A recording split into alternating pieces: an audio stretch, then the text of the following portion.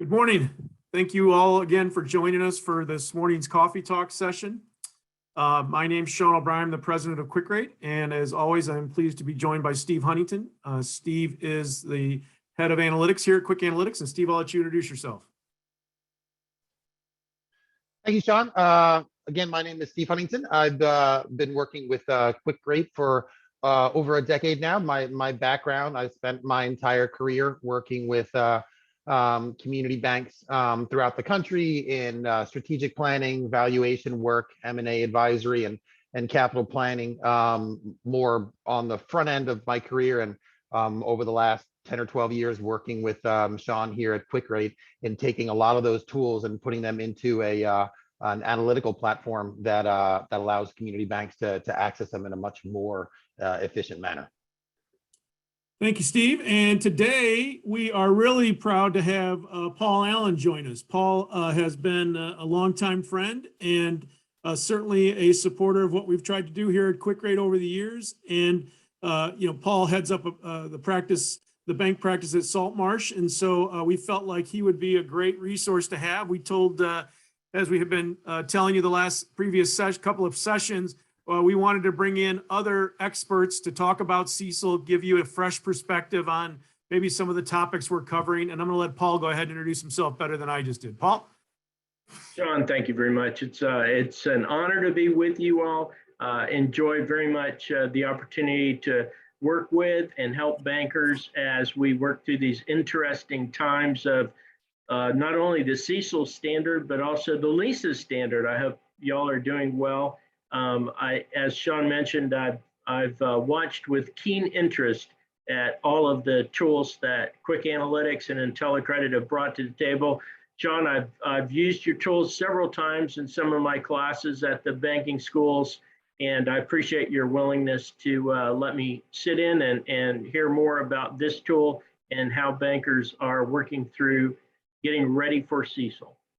Thank you very much. I appreciate the kind words, and thanks for joining us today. Just again, a little bit of a different format for those of you who are on your first coffee talk. Thank you to all of those who are repeat attendees. We're just going to talk a little bit about CECL and just the CECL solver. We'll touch on a few enhancements. We'll again touch on a couple of topics, get Paul's take on those as well as Steve's and mine. And then we, as always, the important piece of this, we will open this up to you, the audience, so that you can ask questions of Steve and Paul, and every once in a while I might even answer as well. So with that, to participate, as you know, there's a Q&A box and a chat feature. I will be watching those throughout the presentation and taking those either throughout the talk or certainly at the end. So certainly submit those, and I will do my best to get all of them addressed here today. Again, one of the things that we felt like was important, not only in introducing the CECL solver as a solution, but we wanted you to know our users would have a way to, communicate with us. We'd have a way to communicate with you in terms of new enhancements, or maybe anecdotally what we're hearing, or maybe in this case, bringing on an expert such as Paul to share what they're seeing and what they're suggesting, all trying to give you the best opportunity to make this transition into CECL as anxiety-free and pain-free as we possibly can. So again, we intend to continue this throughout the year and through the transition, and certainly going forward to to be a resource beyond just the tool itself. All right, Steve, I'm going to turn it over to you and let you talk a little bit about the CECL solver. Thanks, Sean. For just briefly, for those of you who are not familiar with our tool, the way our CECL solver works, the first time that you log into the tool, you really do have the ability to get some actionable results from your first login.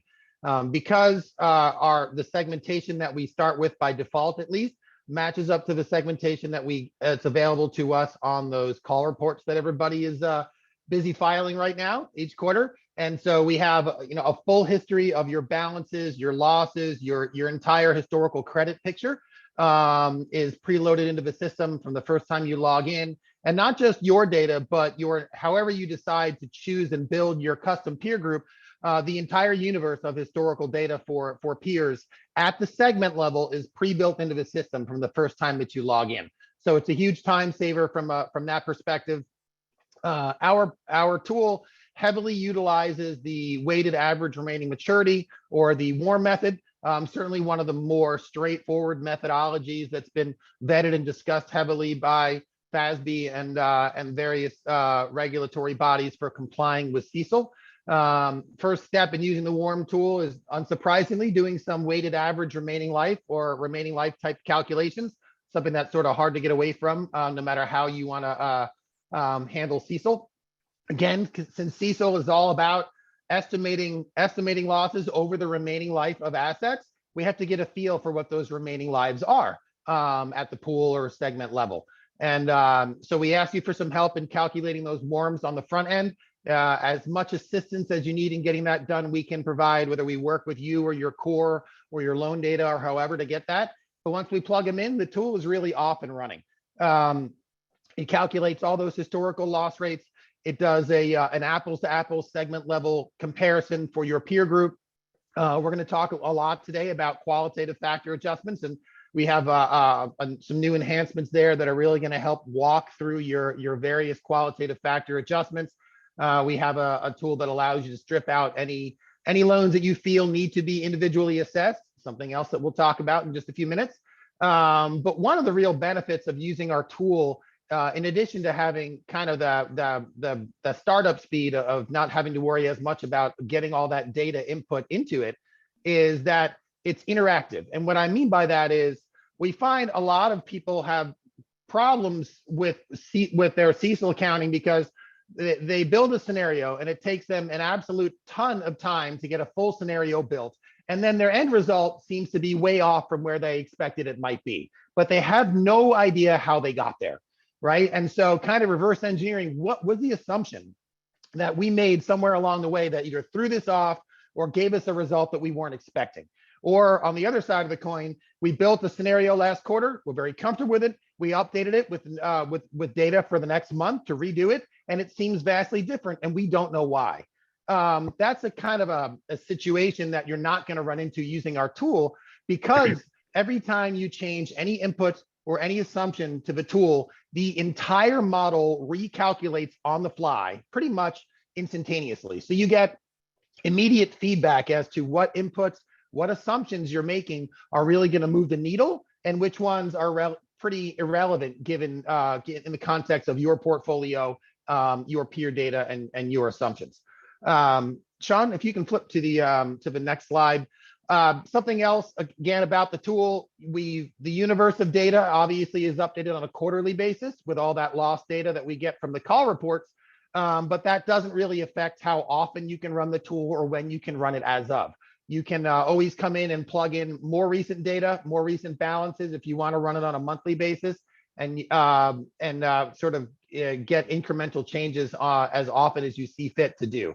Something else we built into the system is the ability to make notes at the segment level for what's going on. Something we talked a lot with regulators about was that, as important as what some of these numbers look like, it's how did you get there, right? Document, document, document. What's your rationale or reasoning or justification behind this assumption here or that assumption there? And how did it change from month to month? So building in these administrative features where you can kind of say, hey, for my 1 to 4 family revolving, we made a slight adjustment here at this point in time. This is why we did it. This is the effect that it'll have. And all those notes get attached to the segments throughout the scenarios that you build, and they get remembered so you can go back in time and revisit your notes. And you can export the tool any way you want to. You can save infinite numbers of scenarios right here in the cloud on the tool. So you can always kind of roll back 6 months and see exactly what you were doing then and what needed to be changed between how and then, so that you can do what it really is that the examiners are asking for. From our perspective is, do you have a handle on CECL? Do you understand what methodology you're using? Do you know what's really relevant about your situation, and what assumptions are really going to move the needle? Do you have an idea of what your surplus or shortfall might be at any given time? And are you tracking that over time, right? Are you watching directionally where that surplus or shortfall is headed as we move towards the beginning of next year, towards the implementation date? So our tool is very purpose-built to get you through those steps in a way that can be defensible and easily shared with your examiners and with your auditors. Yeah, Steve, could I just throw a comment in there? Absolutely. A lot of the discussion about implementation not only involves the regulatory expectations, but what will your auditors need? And so these kind of opportunities to document a comment, to document your thought process and so forth are exactly in line with what the auditors need for an audit trail. So obviously, you know, all of us as auditors is going to be asking for the model and the model results, but we're also going to be asking for, show me your thought process, show me the documentation, especially as that thought process changes.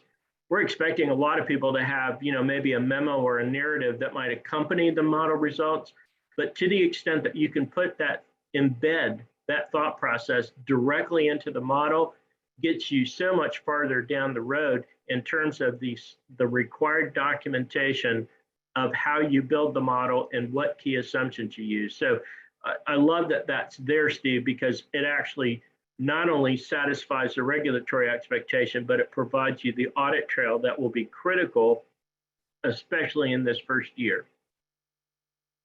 Thank you, Paul. Yeah, that's great, Paul. Thank you.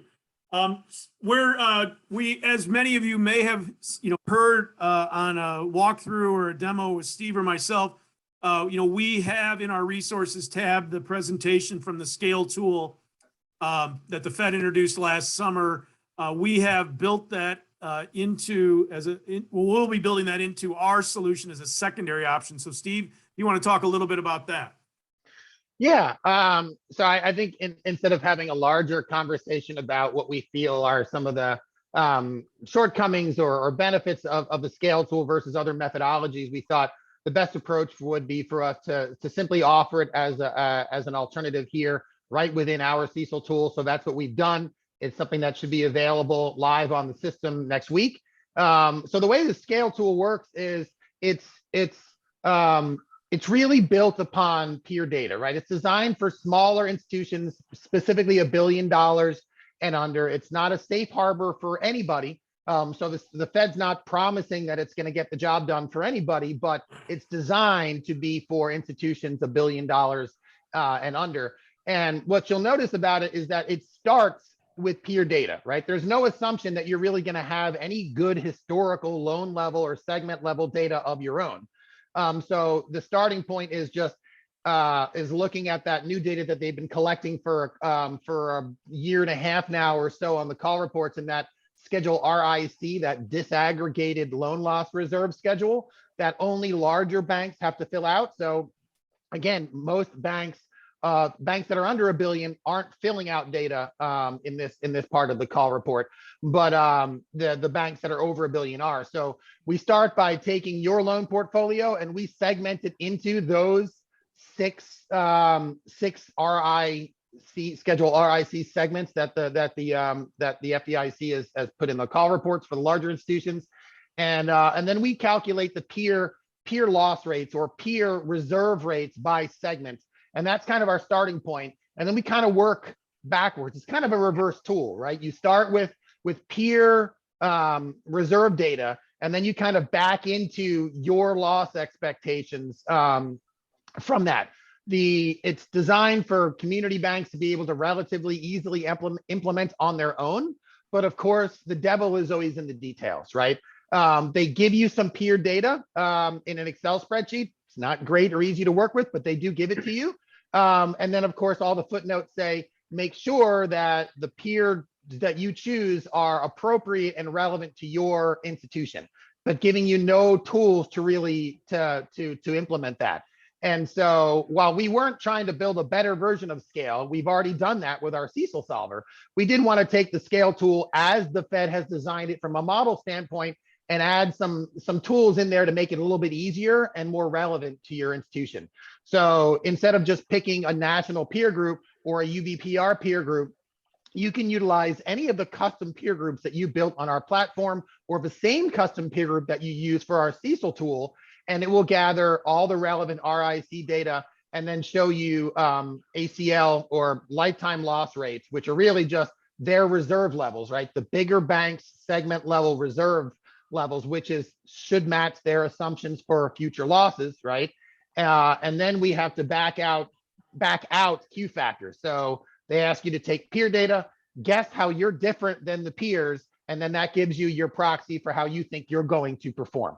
And so we thought by taking that model, giving you the ability to do intelligent, custom, more localized peer groups to get some better data there was going to be the approach that we would take. So that's exactly what we've done here. But from a modeling standpoint, this is the Fed's scale tool. And again, it's interactive. If you change a peer group, everything recalculates on the fly. If you change a qualitative factor adjustment or deal with an individually assessed loan, everything recalculates on the fly. Sean, if you can skip to the next slide. So just to show you how that, go ahead. Can I just add a comment from an audit perspective? Of course, we would prefer most of our clients to go a little deeper and a little bit more into the analysis than what the scale makes available, because obviously you're not, you're picking the historical loss and you're going backwards on peer.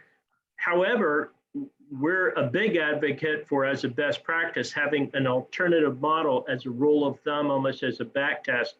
So we're kind of encouraging our clients to use like the CECL solver as their primary model, but then to run the scale as a sort of a backup. It will not completely validate the results because it's a cruder tool, right? But at least it gives you sort of an idea. And certainly that's something that regulators and even boards may ask, well, how do we know that the model we're using is reasonable? You say, well, we can run it and see the results of another model. So it's very similar to interest rate risk, where we sometimes will run it in another model to see what the results are. So I'm a big fan of how you've put the scale model as an alternative in there. And we would probably be suggesting to our clients that you would use a better tool like CECL solver, but then go through the scale model, perhaps not every quarter, perhaps once a year or something like that, just to kind of have a different view of the same data. Yeah, that's a go ahead, Sean. Yeah, I was gonna say that's a great point, Paul. Thank you very much. And again, I think that really is what we felt like could be additive to our tool by having that there. So I'm glad to hear you feel the same way. And I just want to, this slide here just is sort of illustrating where the data is coming from that we put into those proxy loss rates on the summary of the scale model is tracking for all the banks that do file the disaggregated loan loss reserve data. We've been tracking it since they started filing it, and you can segment it. You can organize it by, not segment, you can organize it by geographic areas, by however you want to build a custom peer group. And anyone that within that peer group that files that data, we can aggregate it, we can average it out, and then you can utilize it in the scale tool. So you really do get a result in the scale tool that's much more justifiable or defensible, in my opinion, than just using a standard non-geographically specific peer group as your starting point. Absolutely. The next thing is, within our tool today, we didn't necessarily have a tab for held to maturity securities. Part of our reasoning initially was, there was enough to deal with CECL for the banks. Our expectation, and I think this is probably true, for the majority of you, your securities portfolios, typically are comprised of agencies, treasuries, government issued mortgage backs, munis that are qualified and usually unlimited GO obligations. And so for the most part, in the majority of you, you really don't contain or hold any credit risk in your securities portfolio. You may hold interest rate risk and timing risk, but not necessarily credit risk. However, as our audience of banks has grown, we certainly have encountered banks who do have maybe non-traditional types of securities, corporate debt, bank sub debt in their securities portfolio. So the question has come up a lot more. So we are designing a template that will accommodate in a similar way how we've kind of addressed the individually assessed loans and the unfunded commitments for you to recognize your held to maturity securities. Steve or Paul, I don't know if either of you want to add anything to just about that particular piece. I think, Sean, you kind of hit the nail on the head. The big focus of the attention for CECL obviously is the loan portfolio. There's a lot of moving parts, or a lot of layers, a lot of possibility for credit risk.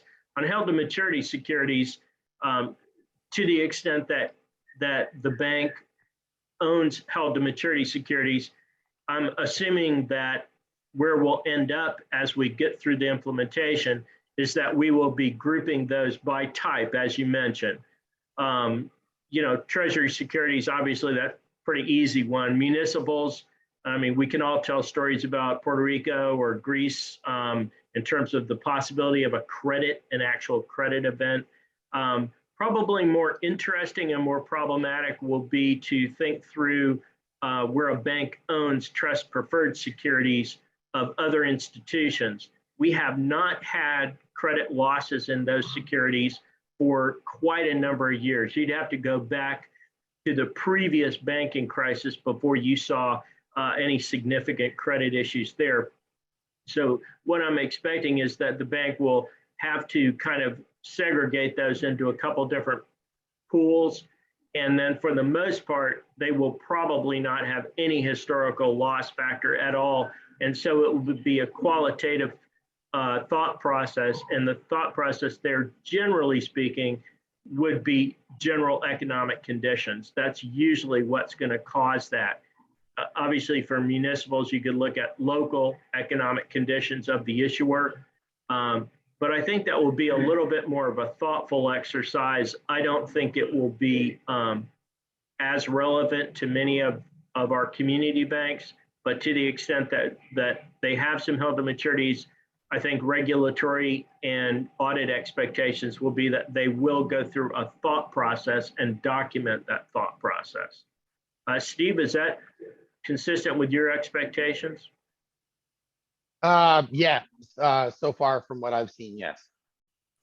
Great. Thank you, Paul. Thank you, Steve. All right. So next up, again, we're going to kind of address Q factors. We just had a question, regarding Q factors that we can kind of start with. Again, will we be adding a module for the forecasting requirement within CECL Solver? For instance, looking at unemployment rate historically compared to charge-offs to determine a correlation.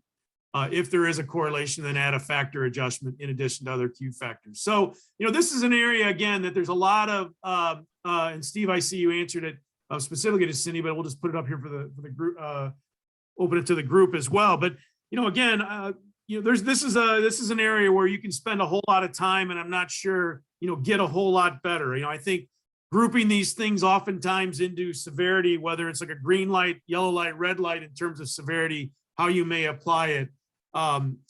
Correlations are hard to tie out to. I think being directionally correct has been one of the themes that I have certainly advocated. Certainly a change or a strong movement in one of those things would obviously impact your Q factors. So we've tried to give a framework to kind of, address all that without necessarily some kind of regression or correlation analysis. Steve or Paul, anything to add there?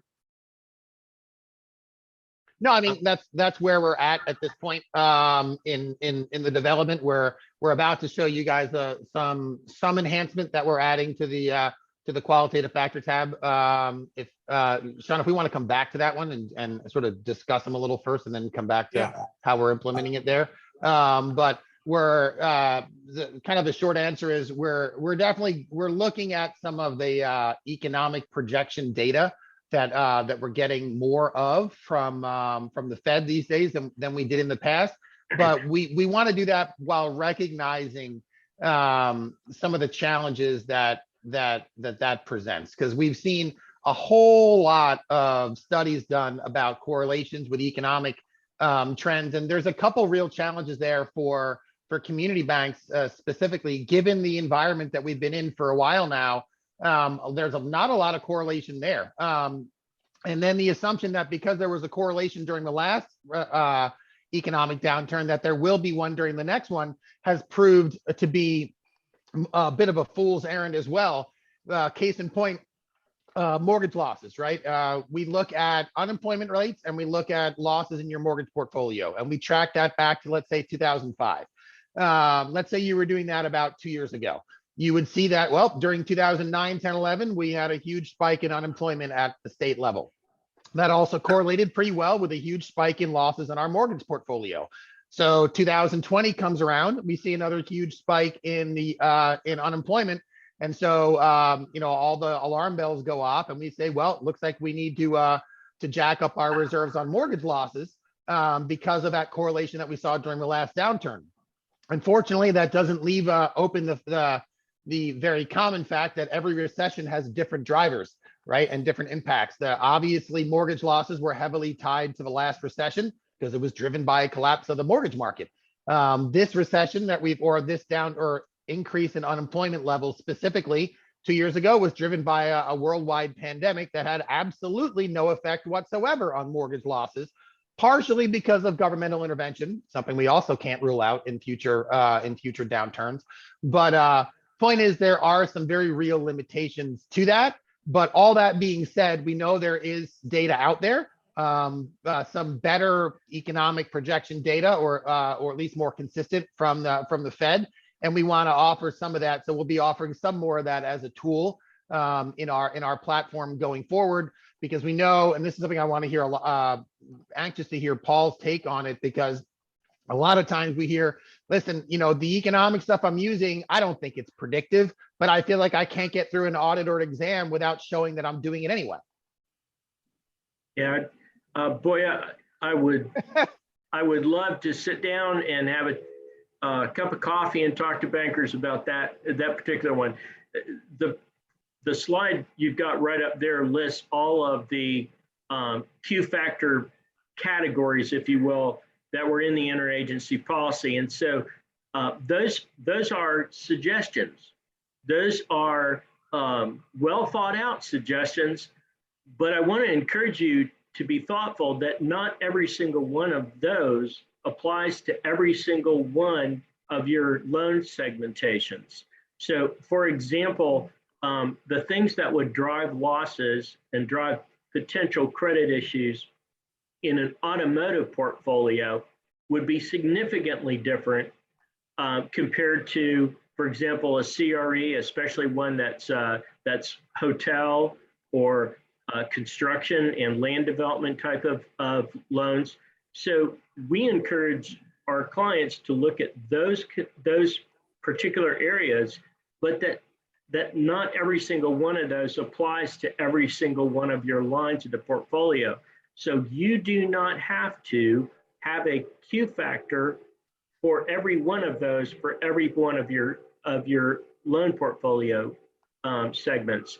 So we would really encourage you to be thinking about what is that component, which one of those would make a difference, move the needle. And then of all the economic data that we have out there, what's really going to drive a loss in this portfolio? You know, we talk about economic conditions, and there's two ways of thinking about that. Some people say, well, I need to figure out what would be the difference between my past historical loss and conditions today. So what would I plus or minus economic conditions to bring me current? And then sometimes they have a separate column that says, okay, now from current to maybe a forecast period. 2 years is probably the most common one we always talk about, right? So what might happen between now and the future? But it's perfectly acceptable to put those two things together into one economic condition. So you have the opportunity and the freedom to tailor this approach of which Q factors to your risk profile, your geographic market, your mix of products.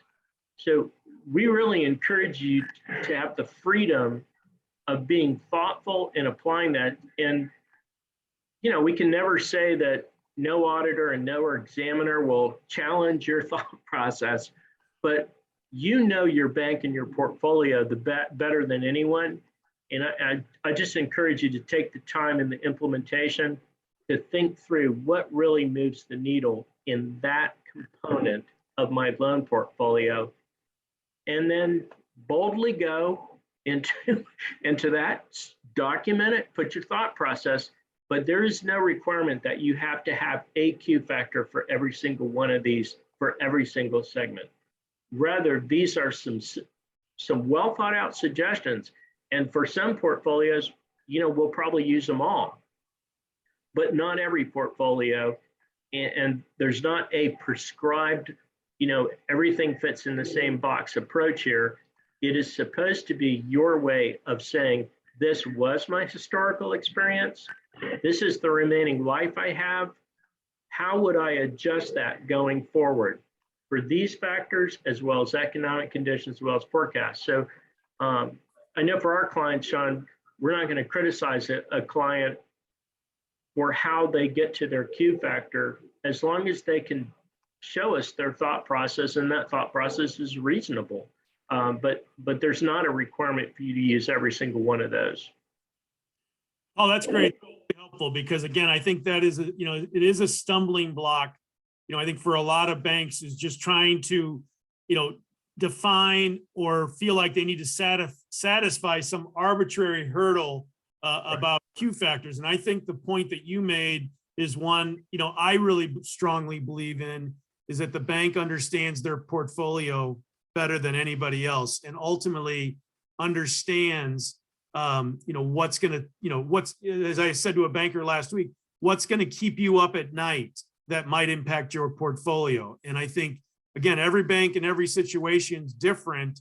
But I think, being able to articulate that, and as you said, defend that, I think is something every bank can do, and, kind of remove this, sometimes, again, kind of a hidden level of expectation that I think a lot of bankers feel. So thank you for that. That was really, really.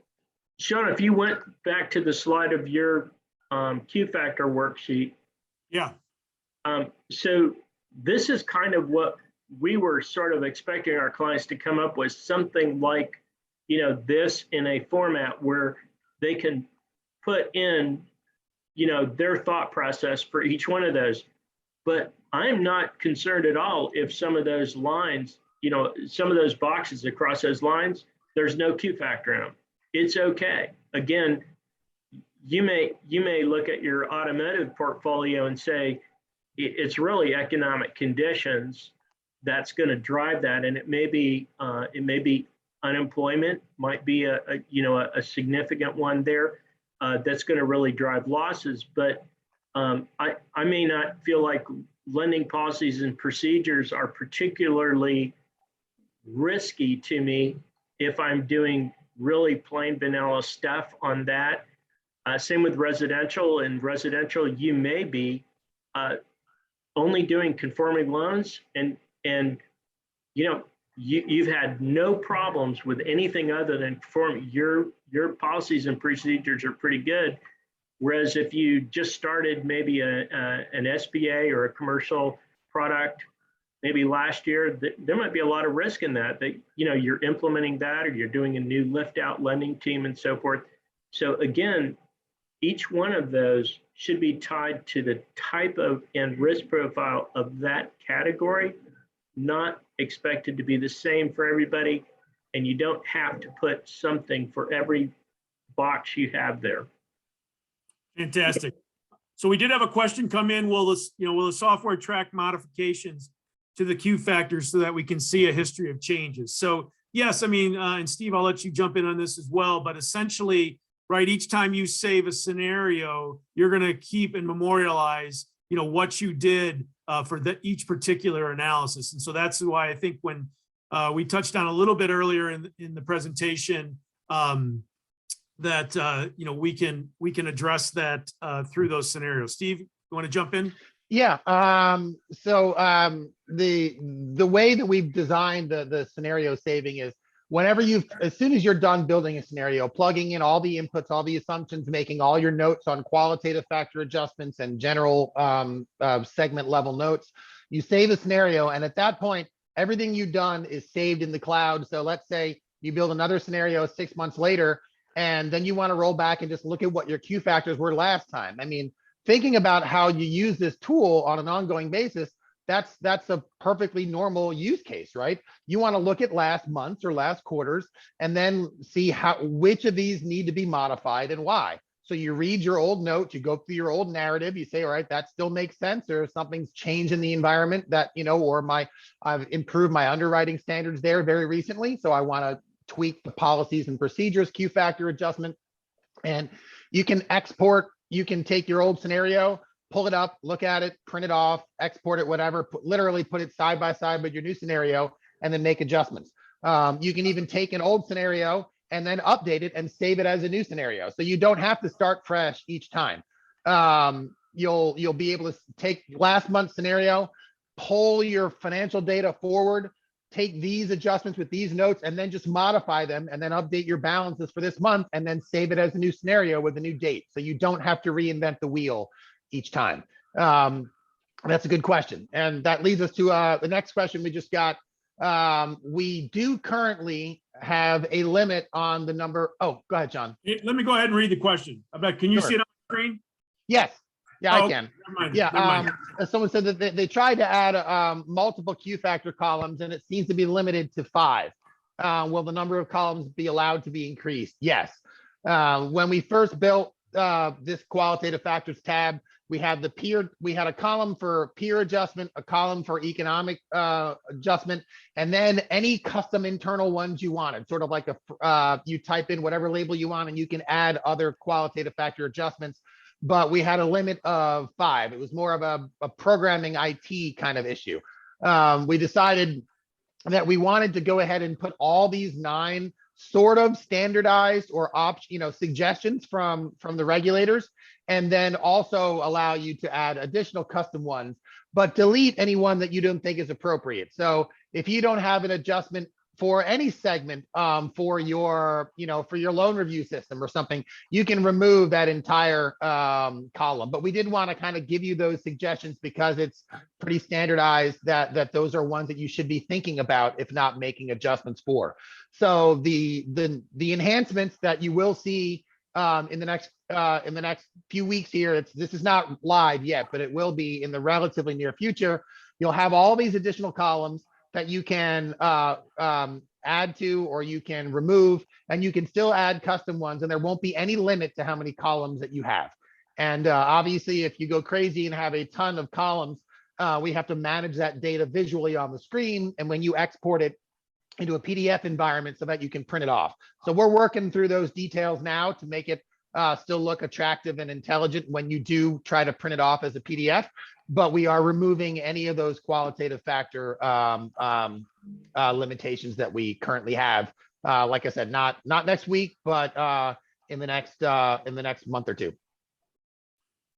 Thank you, Steve. And so again, Sure. I think this highlights the point is, again, one of the things that have come out of the coffee talks that have come out of continued conversations, with our growing number of banks using the CECL solver is best we can, we're certainly taking suggestions from you and are trying to improve the tool based on, requests we're receiving or just conversations we're having. And then as Steve said, kind of going back with our IT team and trying to, make those a reality. So, again, we are and will continue to do that. And that hopefully will continue to lead to not only a better tool, but a much more, one that incorporates all that. Question is, have the regulators released any updated information on how to calculate individually assessed loans? So again, I'm going to let Paul answer this one first, since this has been, one we have, gone back and forth on, and as he and I discussed earlier, right? There's a lot of gray area here, but Paul, do you want to tackle that one first? Sure, that is a continuing discussion among examiners and auditors on the implementation. Let's keep in mind that we say so many banks have implemented CECL, but as of 12/31, only 300 or so of the 4,500 or so banks in our country have actually implemented CECL. So there's still a lot of moving parts in this. And one of them has been, what do you do about loans that you have identified as impaired and you want to treat with them individually? You know, early on, there was a lot of discussion about pulling them out of the respective pool and then treating them separately. That led to, well, do I go back over time and pull out the historical loss on those loans, and that changes my historical loss going forward? Or do I deal with that on a qualitative going forward basis? I think that probably the benefit of trying to go back and pull that out is not outweighed by the cost and the complexity. Think about the audit trail you have to come up with if you're going to try to pull that out. It becomes very, very difficult, hard to understand, hard to explain. So I think probably what's going to become sort of a common practice is that you leave the losses in the historical loss. If you have a particular loan in a bucket that you want to completely treat separately, you take that dollar amount out of the current amount of money in that portfolio bucket for current, and you do a separate impairment calculation, but you leave everything else in there, and then you go forward. You could have a qualitative adjustment that says, hey, we used to do these big construction land development loans under these underwriting criteria. We don't do those anymore, or we've tightened the criteria. If you think of an automotive loans, you might have tightened the collateral value. You have a particular column to deal with collateral value or lending policies and procedures. So there's a variety of ways that you can handle this. But Sean, I guess one of the things that is being discussed a lot is the actual details or logistics of the difficulty of pulling impaired loans out when you are looking at the portfolio. And so there's probably going to be that you leave the dollars in the model, and then you create a separate worksheet or Excel sheet or whatever of impaired loans, and you look at any possible specific reserve requirement you have on those loans, but you don't necessarily have the need to perfectly pull all that data out of all of the model, because it's extremely difficult to do, and it's extremely difficult to document. Steve, I don't know how you know, if you would agree with that. And that's the way that our tool handles it. And I think one of the other issues that brings up is once you pull all that stuff out of there, you have to provide that audit trail, because you're no longer dealing with publicly available information. But then you're left with an apples and orange situation with your peer data, because we can't do that for anybody else's situation. And so how are we, we want to be having that perfectly apples to apples segment level comparison of our historical experience and our peers, so that we can use that in the qualitative factor adjustment process as well. Yeah, that's right. It's a good point, because we don't, what's that old accounting term? We have a diversity in practice. We have lots of different ways that people are dealing with impaired. And so you have to be extremely careful when you consider the effect on the peer comparison.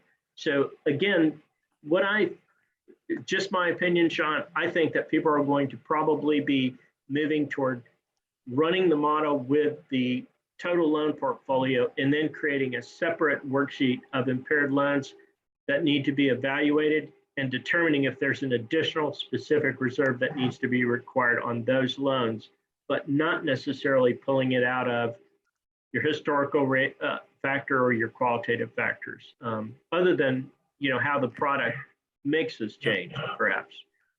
Fantastic. That's really helpful. And again, I think as Steve touched on, is how we try to address it in the CECL framework. So a couple of more questions. In the unfunded commitments, the probability of funding is throwing us for a loop. For things like commercial construction and 1 to 4 family construction, should that probability be increased? So let me jump on that for a second, and then Paul, I'd love to hear your thoughts on it.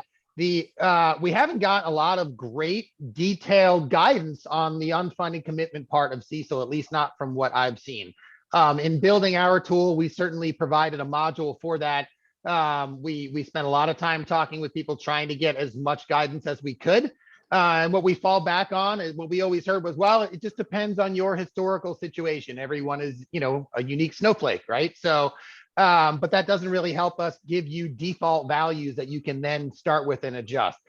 So what we did was we went back to we kind of tried to use the FDIC against themselves to an extent, because they did a lot of work deep within the bowels of Schedule RCR Part 2, and they did all these studies on what they call CCF, credit conversion factors. That's from a risk standpoint, that was kind of their own, FDIC's own internal estimates of what the likelihood of a commitment getting funded within a period of time, a single year. And so those are the default values that we have in there. Once how you modify those, that would just be based upon, Paul, how would you think you would best go about doing that if you have the data to even try? Yeah, so the purest way of trying to get a handle on this, thinking about it, is just looking at the mortgage origination pipeline. Almost everyone that is involved in mortgage origination has an idea or a historical feel for what percentage of loans goes from application to closing to actual funding. So most people on the mortgage side have that. It gets a little bit more problematic when you look at consumer or commercial lines of credit. I would suggest that the old FDIC graph book had a line of credit utilization that looked at about 40% of lines were actually utilized. So you could assign a probability of funding for either lines of credit, commercial loans, mortgage, and so forth. So each of your categories, you could say, where's my unfunded? What kind of unfunded commitment am I making? And then what historical pattern have I had? Have I funded those? And then if I say 40% of that is funded, then I have to look at my historical and qualitative factors for that kind of a loan and say, okay, if I had a $100 commitment, I expect 40%, there's $40, and I apply my Q and historical to that kind of loan bucket. But you can see as I'm talking, that becomes relatively complicated to work through. And so you have to show the examiner or the regulator, well, when you say unfunded commitments, I broke those into collateral or product types. And then I set a estimate based on my experience or maybe peer of how much of those actually get funded, and then a Q factor. And I've completely left out, Steve, the amount of time, right? It may be that I fund 40% of those, but I fund them, in 2 or 3 years from now, not now. But I would, in the era of conservatism, I would probably ignore the time factor right now and try to just say, how many of those actually get funded? What bucket do they go in? What's my loss rate on that bucket times the percentage? And kind of, for now, give up on the time factor, because we just don't have, like you said, a lot of empirical data to actually look at when the item gets funded. We can look at probability of funding, but it's very difficult to spread that over the remaining life estimate that we currently have. So I know that's kind of punting a little bit, but that's probably what I would do with that. And that's why we do it at the aggregate level, right? Instead of trying to do that at the loan level and then start these loans existing a year and a half from now or something. Exactly. We just say, we take the whole balance. Well, if 40% likelihood will get funded, 40% of a total balance would get funded. And then we can start our time from now and do the estimates that way at the aggregate. But on the loan level, I could see it being a web. Yeah, and I would just encourage all the CFOs and controllers and folks that are responsible for CECL, get the 90% of the model that we can do and we sort of understand. Loan commitments is going to be an evolving issue because it's a little bit more complicated. There's not a consistent thought process of how to deal with that. So, start with where you are, take baby steps, get moving. You can evolve this quarter by quarter by quarter and enhance this model as we go forward. That's awesome. I think a final question we have is when a bank has PCI or NPCI loans from an acquisition still present within its loan portfolio, how would you recommend those loans, groups of loans, to be reflected and analyzed within the model? That's a big question. Well, That's a first big of all, question. First of all, I'll say you should definitely have a sit-down conversation with your external audit firm and have a conversation and say, let's agree with how we're going to deal with these loans. Because in theory, we're converting all of those older concepts that we had pre-CECL to a new way of thinking about CECL. And so you have to sort of sit down and have a conversation. How are we going to do that? I would encourage you to have that conversation pretty soon, because you want to run 6:30 and 9:30 as sort of dry run, see how we go. But you want to consider that your 12/31 run is really the run that sort of establishes the difference between the incurred loss method and the CECL loss method on 1/1. And so I would have those conversations right up front. They will require special handling. And to put it in the most simple terms, you're probably going to have to look at those loans and consider whether those should be treated almost like a subcategory of impaired loans and dealt with in that way. So however you deal with impaired, you're probably going to have a subset of those specialty loans. But I would encourage you to talk to your auditor. There's a little bit of diversity in practice and thought process on that issue. So I would encourage you to talk to them a little bit, but I would probably guess that you're going to end up with leaving them in the portfolio, but treating them as a separate calculation for impairment. Steve, what do you think? Yeah, thank you very much. A follow-up question on the unfunded commitments is, for unfunded commitments, we typically only look at those loans, quote unquote, approved, but not yet closed, and assign 100% probability. Are you saying we should be looking at the entire pipeline and determine a probability of closing on the entire pipeline? No, I'm not. It should be loans that you are in the approval process. I was looking at the application as an example of metrics that we commonly have in the industry. So one of the metrics we have in the mortgage pipeline is we actually look at applications to close, and we base some of our expectation about how that pipeline will continue to go. But the term unfunded commitments with respect to under GAAP is really approved commitments that you have. Got it. All right. Well, we're closing in on the end here. We just got a few more minutes. I think there's, let's see, I think we got that question. So let me kind of keep moving through the slides here. We touched on that.